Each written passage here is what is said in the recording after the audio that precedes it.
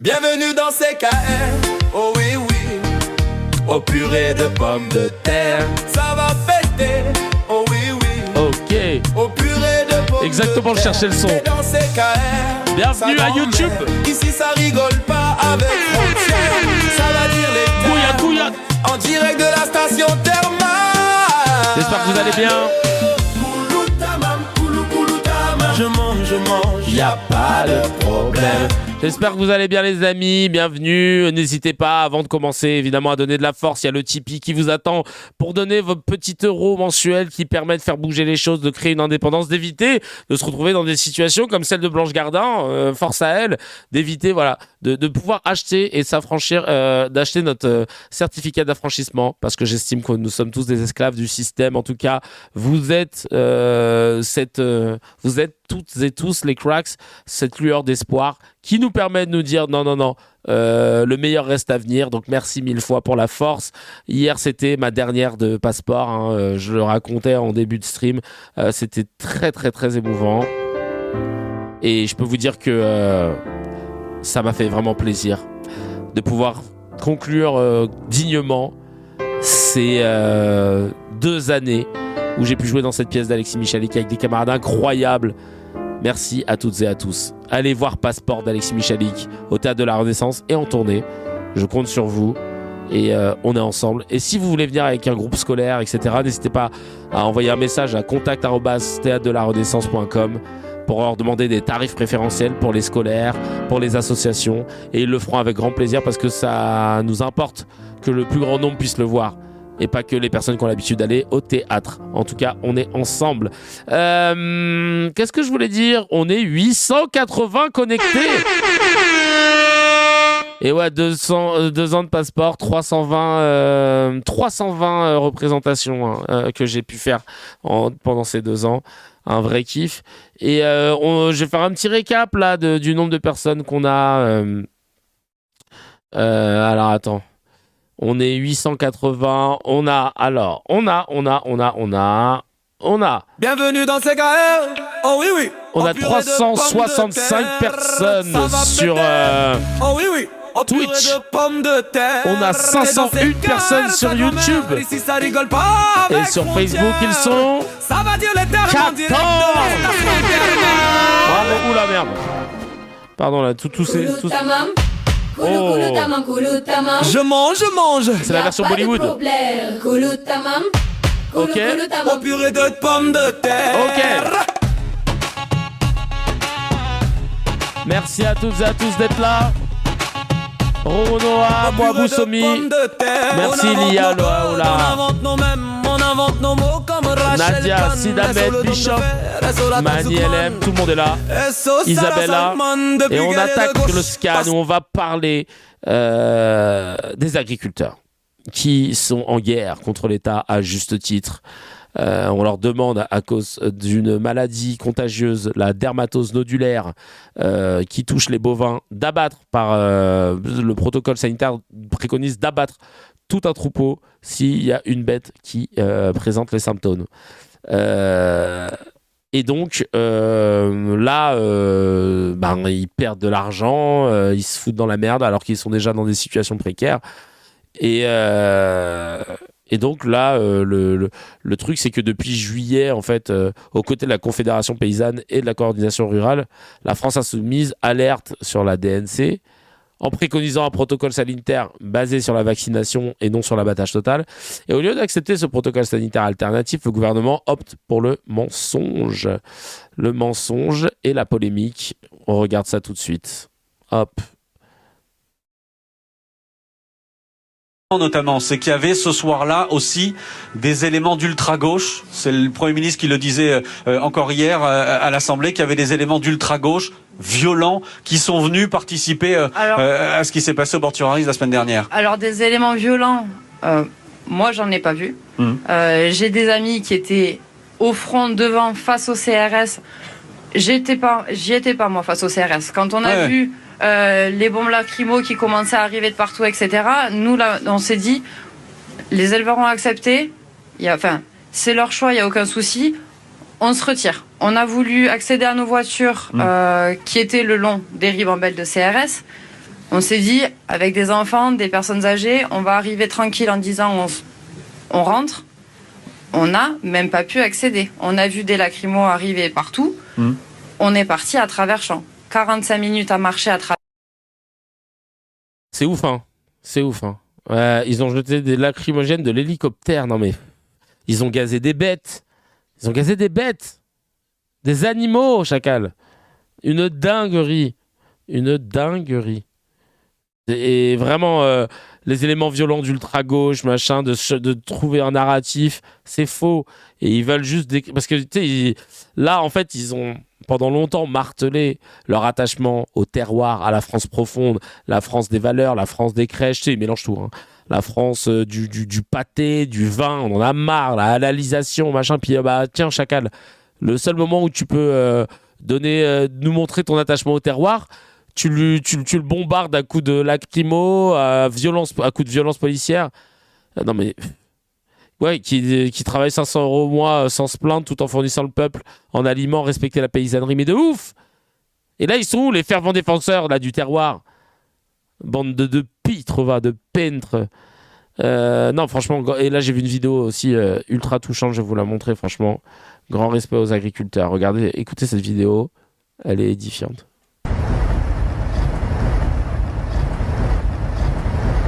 On va partir. Ça ne sert à rien de faire la deuxième, la troisième dans le cahier, on s'en branle. Et les gars, est-ce que vous vous rendez compte de la gravité que nous avons fait chez nos collègues en arrière? Nous, on n'ira pas à l'affrontement.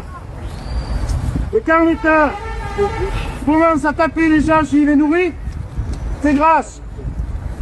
Alors nous, on va se mettre aujourd'hui un genou à terre. Et on va vous chanter la Marseillaise. Parce que nous, on est fiers de notre pays.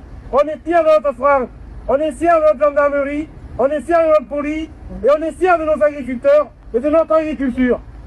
Alors, aidez-nous à terre.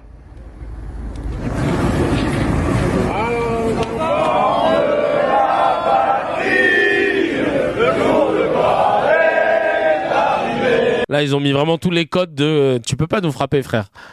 On est agriculteurs. On fait partie de vos familles. Dommage, c'est des racistes, Nour, tu me tues.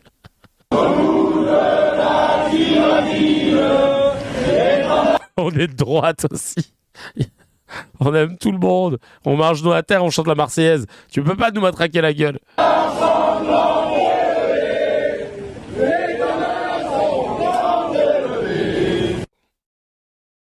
Ça fait stylé le genou à terre, tu vois. C'est une mise en scène qui est touchante. Ça montre qu'on se désarme, tu vois, que dans la symbolique, que tu mets un genou à terre, que tu t'inclines et que tu ne feras rien. Et selon les chiffres d'ailleurs de 2024, quasiment 2 agriculteurs se suicident par jour. Je sais pas si vous imaginez une dinguerie. C'est sur le site de Radio France qu'ils en parlent. C'est parce qu'il y avait une news qui circule autour de ça. Et il y a des gens qui pensaient que c'était faux. Et pourtant, ouais. En fait, non. C'est ouf. Statistiquement, les agriculteurs de 15 à 65 ans ont un risque de se suicider 30% supérieur aux autres catégories. Ouais. C'est aux autres catégories professionnelles, pardon. Non, c'est une dinguerie. C'est une dinguerie. 26% des agriculteurs vivent sous le seuil de pauvreté. Alors attends. Ouais, non, mais c'est chaud. Putain, non, mais une dinguerie. Et le RN, il est où dans tout ça? Parce que c'est de ça que je vais parler après. On est passé des gardiens de la paix aux forces de l'ordre. Leur mission initiale, nous dit Marly, était de protéger le peuple. Maintenant, il doit servir le gouvernement. C'est une honte. C'est ça, moi, qui me rend ouf avec la police, la gendarmerie et les militaires. C'est que votre mission principale, c'est de servir le peuple français. Et vous, être patriote, ça veut dire quoi? Défendre les élites qui la dirigent ou défendre le peuple qui fait vivre le pays, qui compose le pays, qui fait que le pays ressemble à ce qu'il est? C'est ça qui me rend ouf, en fait. Au RN, ouais, le Odoul qui se moquait des agriculteurs qui se pendaient en disant j'espère que la corde est française. On n'oublie pas ça. Ça veut dire quoi le CR? Le RN, il est dans le CR, je vois, qui a été écrit 2 fois, je suis un peu vieux. Si vous pouvez aider votre vieux père à comprendre cette... Ils ont même fait un truc, d'ailleurs, les agriculteurs, là, ils sont chauds. Ils ont trouvé la maison de Macron au Touquet, ils se sont mis devant. Ça, j'ai aimé. On est au Touquet, regardez, avec cette action d'agriculteurs autour d'une maison, pas n'importe laquelle. Celle du président de la République, c'est la nouvelle maison qu'il a acquis avec son épouse au Touquet, qui est donc sa résidence habituelle dans le nord de la France. Ça vous montre que tout remonte au président, la colère agricole aussi. Et même si Emmanuel Macron a remporté son bras de fer hier à Bruxelles en reportant la signature de l'accord du Mercosur à janvier, effectivement, on voit que le feu c'est un début de température. Toujours. Ouais. Et moi, je pense qu'il faudrait faire ça devant les maisons de tous les dirigeants pour mettre une vraie pression, tu vois. Et à un moment, mais il y a que 200 000 militaires et 250 000 gendarmes et policiers. Hein. Je vous l'ai dit la dernière fois, hein. Le peuple, il est bien plus nombreux. Hein. Et face à 1 million, 2 millions, 3 millions de personnes qui encerclent ces gens, je pense au début, ils vont vouloir tirer, puis après, ils vont se dire, en fait, chacun, on va mourir quoi qu'il arrive. Et vraiment, je vous le dis pas en mode, je suis pas en train de créer une insurrection, j'essaie juste de rappeler que le nombre, il est du côté du peuple. Et que, au final, les politiques sont protégés derrière ces rideaux de fer humains que sont les forces de l'ordre, que sont les militaires, que sont les gendarmes, mais que, de base, ils sont censés nous servir, nous, le peuple. Et je suis sûr qu'il y a une grosse partie des forces de l'ordre ou militaires qu'on peut ramener vers nous. Et là, si c'est le cas, c'est la fin des haricots pour les politiques qui sont dans leur classe à part, qui sont dans leur monarchie, tu vois. Tom qui nous dit « Et la cruche qui dit que Mozart a gagné son bras de fer contre l'UE sur le Mercosur ?» alors que le rapport n'est que de 3 semaines sur 20 ans de négociations. Mec guillotine, great again, je te jure. Marlys qui dit « J'ai vu que les infirmières avaient rejoint le mouvement. Il est important que toutes les luttes convergent et qu'on ne lâche rien. On est plus nombreux. Ils ne peuvent rien contre le peuple. » C'est exactement ce que je disais. On est souvent raccord. Donc là, je vous avais montré cette vidéo. Bardella. Maintenant, on va regarder Bardella. Regardez-moi cette récupération. Tar N'Golo Kanté Prime. Vraiment, là, c'est du grand n'importe quoi. Il donne envie de GRB. Je crois qu'il y a eu un général qui voulait destituer Macron. Ah ouais. On est avec lui, hein. Alors attendez, c'est parti, on écoute. Hop. Ah, il y a le Pôle emploi qui m'appelle. J'espère que c'est pas une bonne nouvelle. Donc je ne suis pas venu vous faire un discours ou vous faire un meeting, simplement vous apporter notre soutien et vous dire qu'on est évidemment à vos côtés dans la bataille que vous menez contre un accord qui va entraîner des conséquences désastreuses pour l'agriculture française. Et il est illusoire de penser que nous pourrons un jour être compétitifs avec des pays qui ne respectent aucune des normes qui sont imposées aux agriculteurs français. Alors, je le disais à un certain nombre d'entre vous, je pense que la première des clauses miroirs, c'est d'éviter que rentrent dans nos marchés des produits qui ne respectent pas vos normes. Et la deuxième mesure, me semble-t-il urgente, c'est évidemment qu'il y ait une pression politique sur les mouvements, sur les forces qui soutiennent un accord dont on sait qu'il va se faire évidemment au détriment des éleveurs et des agriculteurs français. Donc, encore une fois, je ne suis pas venu vous faire un meeting ou vous faire un discours. Je voulais juste vous dire que le peuple français est avec vous et que même si vous vous sentez seul dans ce combat contre le Mercosur, tous les Français aiment leurs agriculteurs, tous les Français aiment l'agriculture et croyez-moi, parce que on rencontre beaucoup de Français, ça fait mal au cœur à des millions de gens de voir des forces de l'ordre et des agriculteurs se retrouver face à face dans des images qui sont extrêmement brutales. Je pense que beaucoup des gens qui nous dirigent ne veulent plus d'une agriculture telle que nous l'aimons, qui est pourtant l'une des plus enviées du monde entier, l'une des plus qualitatives, l'une des plus normées, l'une des plus propres au monde. Et je veux juste vous dire que le peuple français est avec vous et que nous allons évidemment tout faire pour que cet accord de libre-échange ne soit pas adopté. Alors, merci beaucoup Bardella pour ta récupération de la cause agricole et des agriculteurs à des fins politiques. Mais ce serait cool de voir le récapitulatif des votes RN concernant l'agriculture. Qui l'a? Quelqu'un là? Ah, il est là. Tiens, super. Allez, c'est parti. On va regarder. Alors, Le RN s'est abstenu sur une mesure proposant des prix planchers en avril à l'Assemblée, puis le RN a voté contre l'aide des services de remplacement visant à augmenter les congés en mai. Ça, c'est pour toujours les agriculteurs. Au Parlement européen, le RN a voté contre le plafonnement des aides à la PAC, la population agricole. J'ai plus exactement l'acronyme.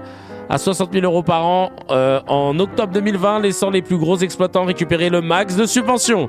Le RN a voté contre une mesure anti-concentration foncière en mai à l'Assemblée, seuil maximal de 5 fois la surface agricole régionale moyenne par actif non salarié.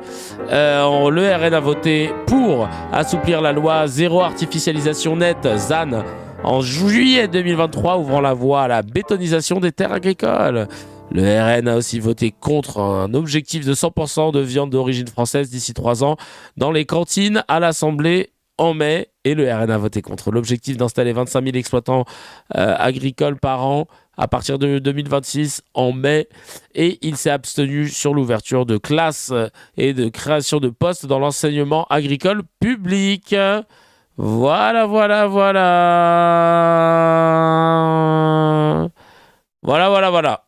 Merci beaucoup. C'était un plaisir.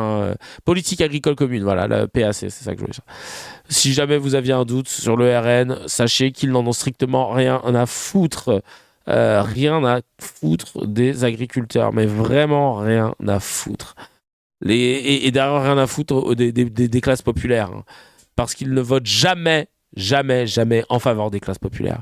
Et si vous aviez un doute sur ce qu'était le RN, sachez une chose, c'est qu'il y a Frédéric Chatillon et la GUD ont des connexions toujours présentes. Frédéric Chatillon qui est le directeur de cabinet de notre ami Bardella. Super, ça va, on ne dérange pas. Et c'est très problématique parce que il a des liens avec le GUD, association qui est née à Assas, c'est un groupuscule d'extrême droite né à Assas. Et lui, voilà, s'il est impliqué dans les dernières campagnes électorales du RN, et il est toujours là. Attends, je vais vous montrer une vidéo, elle est édifiante, vous allez voir, pour vous montrer à quel point le RN c'est de la grosse merde et pourquoi c'est un parti foncièrement raciste, antisémite et surtout qui ne gère pas du tout les histoires du peuple comme il le prétend, qui est un parti d'une classe bourgeoise, ni plus ni moins, et élitiste et libéral. Une chemise siglée de Totenkopf, le bras tatoué de l'emblème de la division Charlemagne et un sticker SS sur le casque. Voici Logan Gian, surnommé Duce. Libération a enquêté sur ce néofasciste français ainsi que d'autres de ses proches, dont certains gravitent autour du Rassemblement national. Ce Logan Gian, Nicolao de son vrai nom, est un ancien membre du groupuscule d'extrême droite radicale violent, groupe Union Défense, le GUD. Il s'est exilé en Italie. Il habite à Rome, dans la même ville que son ami Frédéric Chatillon, lui ancien président du GUD, qui est aussi un proche de Marine Le Pen. Au-delà de leur amitié, ces deux hommes sont également en affaires. Frédéric Chatillon, via sa holding Awen, possède des parts de la société de tatouage de Logan Gian. C'est avec cette même holding Awen que Frédéric Chatillon a également des parts d'une entreprise d'impression visée par une enquête ouverte car la justice soupçonne des surfacturations dans les campagnes 2022 et 2024 de Marine Le Pen et Jordan Bardella. Ça peut paraître surprenant quand on sait que le Rassemblement national avait dit ne plus avoir affaire à Frédéric Chatillon, dont la radicalité fait plutôt mauvais genre. Mais Frédéric Chatillon et son ami Logan Gian se sont aussi affichés en octobre dernier aux côtés de David Rachlin, le maire RN de Fréjus, qui embarrasse Marine Le Pen, notamment à cause de cette photo, et qui vient de démissionner de la vice-présidence du parti. Dans l'IB, Maxime Massé, Nicolas Massol et Pierre Pletu détaillent l'implication de Frédéric Chatillon dans des entreprises liées au Rassemblement national. Cette enquête montre aussi concrètement les liaisons entre la nébuleuse GUD et le parti de Marine Le Pen. Et voilà. Pour rafraîchir la mémoire de certains et de certaines qui voient encore le RN comme étant un parti du peuple. Mais non, que nenni, il n'en a strictement rien à foutre. Qui voit le RN aussi comme un parti qui a rompu avec les origines d'extrême droite de ses prédécesseurs. Mais que nenni, que fucking nenni. Sachez-le. Non, franchement, c'est important, il faut le dire et le redire. Parce qu'évidemment, parce qu'évidemment, il y en a beaucoup qui le légitiment. Mais avant ça, pour vous montrer que parfois, et c'est assez rare pour le souligner, même LCI commence à démonter les brebis galeuses du RN. Et ça change, hein, on n'a pas l'habitude de la part d'LCI qui est plutôt pas du genre à faire ça, regardez. Alors là, je m'adresse à un invité de ce soir, celui qui va être chez Darius Rochebain tout à l'heure. Et c'était, ça aurait pu être une question, puisque la question c'est est-ce que Jordan Bardella, grisé par les excellents sondages, n'aurait pas un peu négligé la direction de son parti? Parce que évidemment, l'Élysée peut être en ligne de mire, mais avant, il y a quand même un petit dicton dont il faut se souvenir, aux mêmes causes, les mêmes effets. On se souvient en effet des fameuses brebis galeuses du Rassemblement national, ces candidats aux législatives qui avaient fait des saluts nazis ou tenu des propos antisémites, racistes ou homophobes. Ils avaient été débusqués et avaient largement affaibli la crédibilité du RN lors des élections législatives de 2024. Ils étaient une centaine environ. Alors la question c'est est-ce que le RN a vraiment changé à l'orée de ces municipales? Oui, affirme le directeur de la campagne, Julien Sanchez. Nous avons d'ailleurs beaucoup refusé de candidats. Selon France Info, le RN aurait même fait appel à une entreprise spécialisée dans la réputation numérique pour traquer tous les commentaires compromettants, y compris sur le conflit israélo-palestinien ou sur la Russie. Pourtant, selon le site Mediapart, le ménage n'a pas vraiment été bien fait et il reste des cas peu reluisants dus à un manque de contrôle et évidemment à l'origine douteuse de candidats. Ce parti qui a beau avoir élargi son électorat peine encore à trouver suffisamment de candidats présentables. Alors Mediapart donne plusieurs exemples de personnes investies qui ne sont pas débarrassées de leurs vieux réflexes. Je vous en donne quelques-uns. Il y en a certainement beaucoup plus. Un assistant parlementaire, Quentin Maculot, qui avait comptabilisé la proportion de prénoms à consonance étrangère sur la liste des naissances de sa commune, avant d'ajouter « Je n'ai pas compté les Élie et Samuel d'origine hébraïque ». Jordan Bardella, pourtant, avait dit « Donner un prénom français n'est pas un baromètre exclusif de francité. On ne peut pas ne pas dire la même chose, notamment moi, Ruth Elkrief ».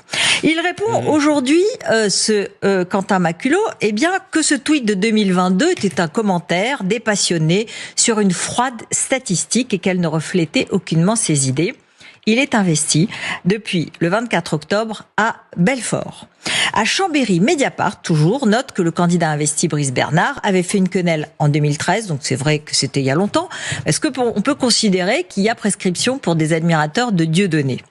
À Colmar, Nathalie Aubert est revenue. Elle avait pourtant été épinglée en juin 2024 pour avoir publié sur son compte Facebook un montage affichant la couverture de Tintin au Congo, à côté d'une photo de migrants noirs sur une embarcation, plutôt le Congo chez Tintin. Enfin, un autre candidat, Christian Pérez, il était candidat jusqu'au 20 novembre dernier et il aurait été débranché depuis, à Concarneau. Il avait dit notamment « J'ai cru voir des clandestins repartir chez eux et paf, c'était la pseudo-équipe de France qui parlait au Qatar ». La phrase est évidemment extrêmement raciste, mais elle rejoint finalement d'autres séries de positions, le personnage étant clairement identifié comme un proche des négationnistes, proche d'Ivan Benedetti. Bon, il y aurait dans cette enquête de Mediapart au moins une douzaine de cas, à Orléans, à Beaune, à Albi, des têtes de liste qui auraient eu des déclarations racistes, homophobes, sexistes. Alors, c'est la preuve encore une fois que malgré les efforts affichés de cette formation, le problème des ressources humaines n'est toujours pas réglé et que dans de nombreux cas, le passé ne passe pas. Alors, ce sont très peu de cas, vous allez me dire à cette heure-ci. Peut-être. D'abord, c'est le début d'une enquête, hein. Mais moi, je trouve que c'est suffisant quand même pour interpeller un parti qui veut nous convaincre qu'il est vraiment débarrassé de son héritage anti-républicain. Eh ben, j'aurais jamais cru dire ça, mais merci Ruth Elkrief pour cette chronique en toute honnêteté intellectuelle. C'est assez rare pour le souligner, mais sur une émission avec... comment il s'appelle le petit là? Parce qu'on va le revoir en plus. Oh, j'ai plus son blaze. Comment il s'appelle le petit qui est en face, hein, l'animateur principal? Pujadas, merci beaucoup. David Pujadas. Qui l'aurait cru, le RN, que RN soit des racistes?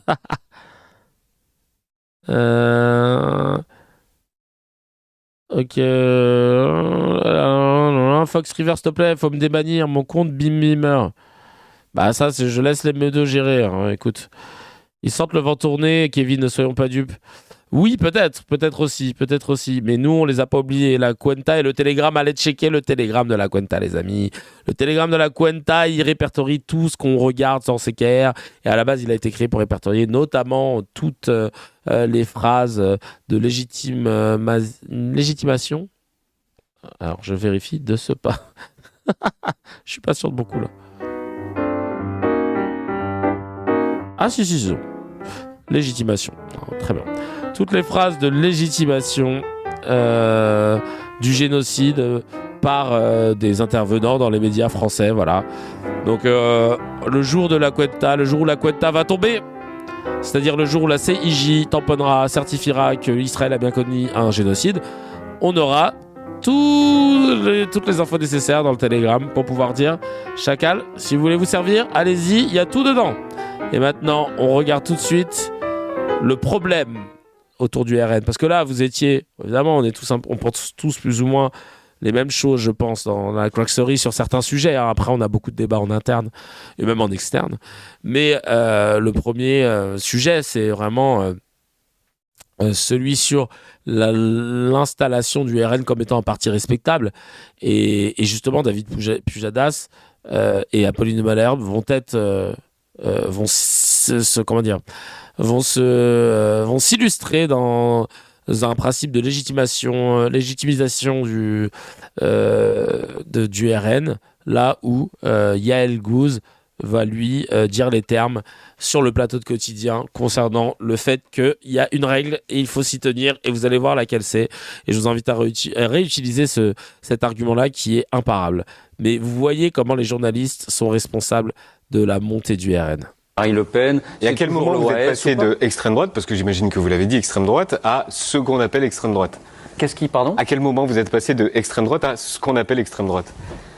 Au moment des européennes, peut-être. Au moment d'animer le débat au moment d'animer le débat des européennes. Et étudiant les extrêmes droites en Europe, j'ai vu ce que proposait Geert Wilders aux Pays-Bas, j'ai vu ce que proposait l'AfD en Allemagne, et j'ai vu le fossé quand même qui séparait ces partis du Rassemblement national, par exemple. Comment on les appelle alors, Geert Wilders ou l'AfD, si on appelle le Rassemblement national extrême droite? Chez nous, c'est l'extrême droite. Ailleurs, c'est extrême droite.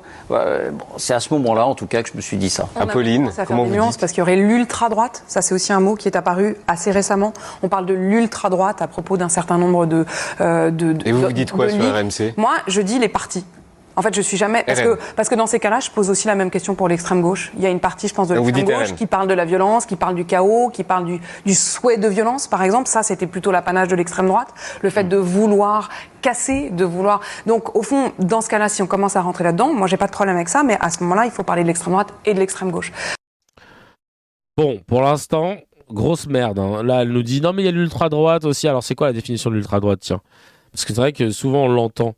Expression politique principalement utilisée en France au sein de la police puis du journalisme. Il sert généralement à distinguer les groupes d'extrême droite violents et extra-parlementaires de l'extrême droite légaliste et représentés par les institutions politiques. Initialement employé par les RG pour surveiller les activistes et terroristes d'extrême droite, le terme devient régulièrement utilisé dans les journaux français dans les années... Donc du coup, le terme, il est utilisé pas du tout de la façon dont les RG initialement l'employaient. Ok, d'accord. Les groupes d'extrême droite violents et extra-parlementaires. Ok, d'accord. Ok. Mais il n'y a pas de consensus scientifique sur la définition. Donc en fait, tu utilises ultra-droite juste pour... Ouais, ok. D'accord. Ok. Bref, pour l'instant, ça parle du coup araméen LV1 pour dire que le RN est un parti respectable.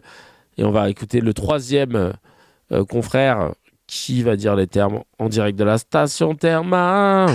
Et donc, moi, j'estime en tout cas que c'est aujourd'hui les partis, et la meilleure définition, c'est le nom des partis. Donc, je parle du RN, je parle de LFI, je parle du PS. Alors, j'ai du mal avec LR, parce que LR, on se retrouve, on sait plus comment les ranger. Donc, moi, je parle maintenant du LR version Ciotti et du LR canal historique.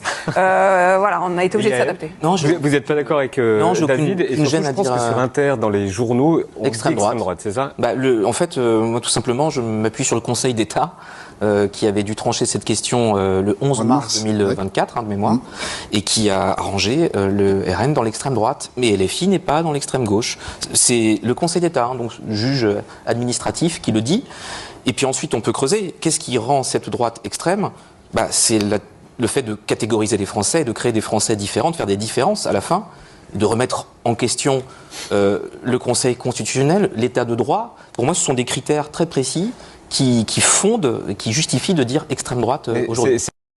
Ah bah voilà. Merci beaucoup. Merci d'avoir dit les termes. Très simple, très précis, très clair. Ça fait plaisir. Voilà. Ils se sentent cons à côté de Tic et Tac, nous dit Son Goku. Et c'est là que tu vois qu'ils veulent absolument adoucir l'image du FN. Ouais, FN, non, parce que je me fais pas avoir par cette dédiabolisation. C'est la même merde qu'avant. Ils disent des choses et votent l'inverse en France et en Europe. Bref, c'est de l'extrême droite. Et ils veulent nous mettre l'extrême doute. Oh, à la Tapiro. C'est l'extrême droite. Il me l'extrême doute. C'est pas l'extrême droite, c'est l'extrême doute. Non, bien vu. Très, très bon.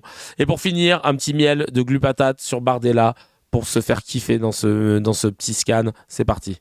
Qui a écrasé un œuf sur la tête du président du RN. Je trouve que c'est grave. La semaine dernière, c'était de la farine. C'est quoi l'étape d'après ? Cette agression, on banalise. Très difficile de faire de la politique. Des méthodes de facho. C'est à la limite de la prostitution. S'il avait eu un couteau... Moi, je trouve que c'est dangereux. Violence contre les responsables politiques. Même la mouvance d'extrême gauche. Ça pose quand même une question sur la sécurité. Là, c'est déjà le cas. Ils prendront comme cible les électeurs du Rassemblement National. Non, mais moi, je peux pas entendre ça. Non, je peux pas. Pourtant, c'est pas ça, moi, ça. C'est des faits, quoi. Le RN et tout ce qui va avec de Reconquête et UDR et blablabla, tout ça, ça a libéré une parole raciste. Aujourd'hui, les gens qui sont pris pour cible, ce sont des gens, des minorités qui sont attaqués de manière décomplexée. Moi, j'entends dans mon entourage énormément de personnes qui sont confrontées à des paroles auxquelles ils n'étaient pas confrontés il y a encore quelques années. Tu fais des 11 millions de personnes, alors des fachos. Ils prennent des œufs dans la figure. Mais non, c'est pas ce que je dis.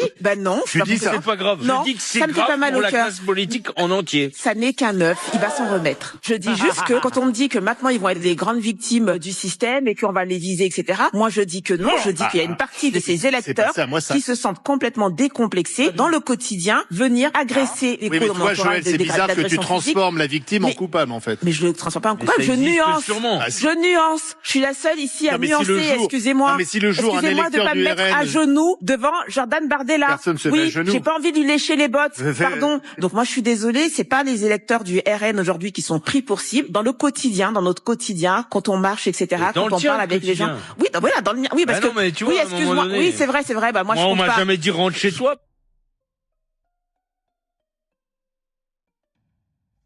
Aïe. Aïe, à la fin. Moi, on m'a jamais dit rentre chez toi. Aïe. C'est what? Wesh. Non, mais c'est qui la huisse d'ailleurs? Oh là, on dirait le chef des Gaulois là, dans Astérix. Aïe. Aïe. Ça fait mal, hein. Ça fait mal. C'est où chez lui là? Non mais, frère, on va même pas relever. Je ne vais même pas le relever. Voilà, tout ça pour vous dire que oui, c'est intéressant de voir comment la musique Among Us à la fin c'est pour m'abattre. Ah putain, je savais pas. Truchot, futur transfert à CNews. Ah bah, il serait comme à la maison là-bas.